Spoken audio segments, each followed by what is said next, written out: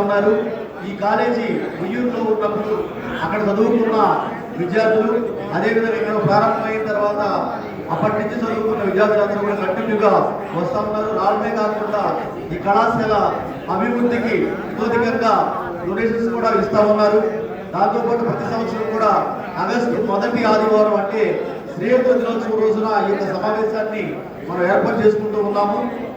మనకి ఈ యొక్క అసోసియేషన్కి చైర్మన్ గా అంటే ఆనరీ ప్రెసిడెంట్ గా ఈ కళాశాల ప్రిన్సిపాల్ గా ఎవరైతే ఉన్నారో దీన్ని కూడా అందరూ గమనించవలసింది కోరుతూ, ముందుగా ఎంఈ బాబు గారు ప్రెసిడెంట్ గారు మీ వేదికను అలంకరించడం కోరుతా ఉన్నాం. మీ అందరి కరతాళాల మధ్య వేదిక మీద ఆహ్వానిస్తా ఉన్నాం. ఇరిగేషన్ డిపార్ట్మెంట్ లో డిప్యూటీ ఎగ్జిక్యూటివ్ ఇంజనీర్ గా పనిచేస్తా ఉన్నాను. ఏలూరులో ఉంటున్నాను. మా నేటివ్ ప్లేస్ నిమ్మకూరు. నేను అందరూ వేదికను అలంకరించడం కోరుతా ఉన్నాం. మీ అందరి కరతాళాలతో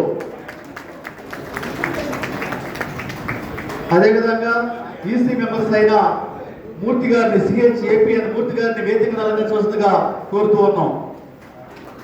మూర్తి గారు పెద్దలు సిహెచ్ఏపీఎన్ మూర్తి గారు ఈసీ మెంబర్ గా ఉన్నారు. వారిని వేదికను అలంకరించవలసిందిగా కోరుతూ ఉన్నాం.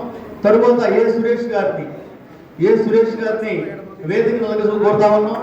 హైదరాబాద్ లో అసోసియేషన్ ని డెవలప్ చేయడంలో వారి కీలక పాత్ర కోసం వారిని వేదికను అలంకరించడం కోరుతా ఉన్నాం. పెద్దల్ని వేదిక మీదకి ఆహ్వానించి వేస్తున్నాం.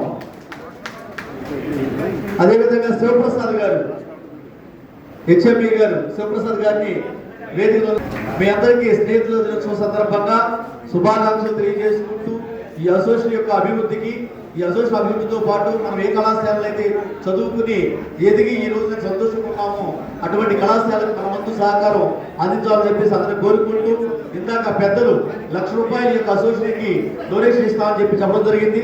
దయచేసి వారిని